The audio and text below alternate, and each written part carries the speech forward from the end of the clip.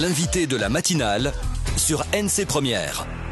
Et ce matin, nous recevons le commandant des forces de gendarmerie en Nouvelle-Calédonie, le général Christophe Marietti. La première partie avec les questions de Thierry Belmont. Bonjour général. Bonjour Thierry. Justement, un général en Nouvelle-Calédonie, on n'avait pas vu ça depuis un certain nombre d'années. Quel sens il faut donner à votre nomination sur le Caillou ? Bon, d'abord, on peut observer qu'il y a un commissaire général qui est arrivé à la direction départementale de la sécurité publique. Et puis, on peut aussi constater que dans les différents départements d'outre-mer, que ça soit à La Réunion, en Guyane et actuellement à la Guadeloupe, il y a également un général. Donc, oui, des départements où les vols à main armée, où la délinquance est particulièrement importante, en Guyane, à La Réunion, en Guadeloupe, en Nouvelle-Calédonie, parce que c'est un territoire particulier. C'est le fond de ma question, en fait, parce qu'il y a ce référendum qui se prépare. Non, on pourrait plutôt dire que le fait de mettre un général à la tête de la Nouvelle-Calédonie, c'est effectivement la reconnaissance de l'importance de ce territoire, mais c'est aussi un mouvement général sur l'ensemble des Outre-mer. Oui, la Calédonie rencontre différentes particularités. C'est d'abord un territoire qui est marqué par de la délinquance d'appropriation, des cambriolages, des vols liés à l'automobile, une grosse part aussi de violence, une violence non crapuleuse contrairement à tous les autres départements d'outre-mer. Une délinquance marquée par une forte présence des mineurs parmi les auteurs. Un auteur sur 4 est un mineur. Et lorsque l'on s'attache à regarder les cambriolages, c'est un auteur sur 2 qui est un mineur. Beaucoup de délinquance sur fond d'alcool également. Oui. Donc il faut faire attention à tout cela, puisqu'il y a une échéance, je reviens à ma question, une échéance importante qui se prépare. Ça veut dire qu'aucun trouble ne doit perturber l'organisation demain de ce référendum ? Oui, il faut que le jeu démocratique se fasse dans une atmosphère apaisée, évidemment.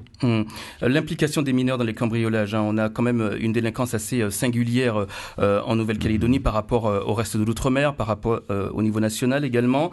Comment lutter contre ce phénomène ?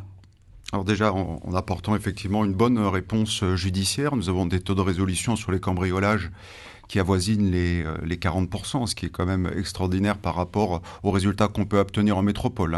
Nous arrivons à résoudre 4 fois plus de cambriolages que sur l'ensemble du territoire français. Mais c'est également d'abord des mesures d'accompagnement pour protéger ces mineurs. Il faut rappeler que peu de mineurs sont récidivistes. Une fois qu'un mineur est arrêté, il y a quand même peu de chances qu'il récidive.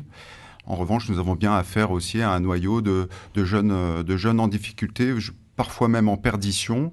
Alors, qu'est-ce qu'il faut comme mesure ? C'est déjà des mesures d'accompagnement, des mesures éducatives, le suivi de l'absentéisme à l'école, par exemple, ça c'est important.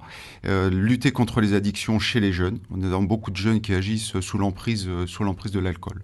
Oui, c'est assez rare comme discours chez un gendarme d'entendre ça, d'entendre qu'il faut des mesures d'accompagnement pour les jeunes. Alors, tout gendarme est conscient que son action ne peut se faire qu'en partenariat. Et que si nous sommes là, effectivement, à la croisée des chemins, lorsqu'il y a un acte délictueux qui est commis, eh bien, il faut que d'autres partenaires prennent le relais, tout simplement. Et il faut donc prévenir cette délinquance. Le gouvernement nous a aidés à mettre en place avec l'État la brigade de prévention de la délinquance juvénile. Donc nous participons à ces actions. Depuis sa création en avril, la brigade de prévention de la délinquance juvénile est intervenue plus de 240 fois dans les établissements scolaires pour rentrer en contact avec près de 4700 jeunes. Le but étant au niveau des collèges de semer cette petite graine de responsabilité. On leur parle de responsabilité citoyenne, on leur parle du danger des addictions, on leur parle du danger d'Internet également. On les met en garde contre les phénomènes de violence. Et en même temps, il y a une banalisation de la violence chez les jeunes, c'est ce que vous avez constaté également. Vous avez également constaté cette baisse des cambriolages, des vols de voitures ces derniers mois, mais ce n'est pas assez pour les Calédoniens. Est-ce que vous entendez ce message ? Oui, on l'entend bien. Alors déjà, il faut quand même effectivement constater cette baisse. Il y a longtemps que ce n'était pas arrivé. C'est aussi le résultat de l'effectivité des renforts qui ont été accordés par l'État. Je rappelle que 53 policiers et gendarmes ont été mis en renfort, plus un escadron, ce qui fait quand même plus 12% des forces de sécurité étatiques sur le territoire depuis le 1er janvier 2017. Donc l'État vous a donné une feuille de route ? Ouais, mais la feuille de route, c'est tout simplement de faire baisser les phénomènes marquants, sur ce territoire. Thierry Lataste, le haut-commissaire, a dit lors de la grande réunion que le pays attendait des résultats en matière de lutte contre la délinquance, puisqu'il y a eu la semaine dernière une grande réunion entre police, gendarmerie et la justice. C'est ça la pression que l'on vous met aujourd'hui ? Non, c'est pas du tout une pression. Il est normal que lorsque l'on est responsable d'un dispositif, policiers, gendarmes et autres acteurs de la sécurité, eh bien, on rende compte à la population.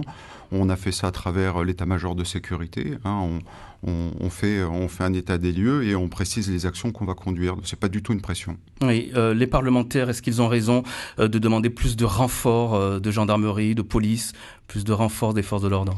Oui, de toute façon, on a toujours besoin de plus de policiers, plus de gendarmes. Après, il faut que les demandes soient pertinentes.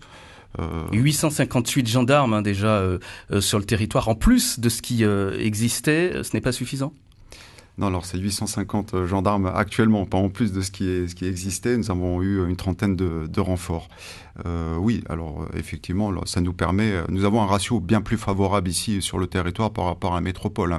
Pour ce qui est des gendarmes, nous avons aujourd'hui 30 gendarmes pour 1000 habitants contre 1 pour 1000 habitants en métropole. Donc on a déjà un dispositif très performant, d'autant que quasiment la moitié de ces effectifs, ce sont des gendarmes mobiles, donc ils sont tout à fait prêts à réagir sur des troubles à l'ordre public. Oui.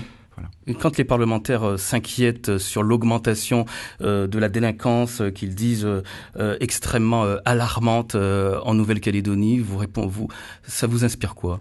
Bon, vous qui venez d'être installé. Oui, alors effectivement, l'insécurité est un sujet. Et évidemment, même si aujourd'hui on constate une baisse, ce n'est pas une victoire. Donc il est tout à fait normal qu'on s'en préoccupe et c'est notre cœur de métier. Donc nous sommes tous mobilisés pour lutter contre ce phénomène. Donc la réaction, l'attention qui est portée à la fois parlementaire et la population, légitime tout à fait notre action. Général Christophe Marietti, commandant des forces de gendarmerie en Nouvelle-Calédonie, on se retrouve tout à l'heure.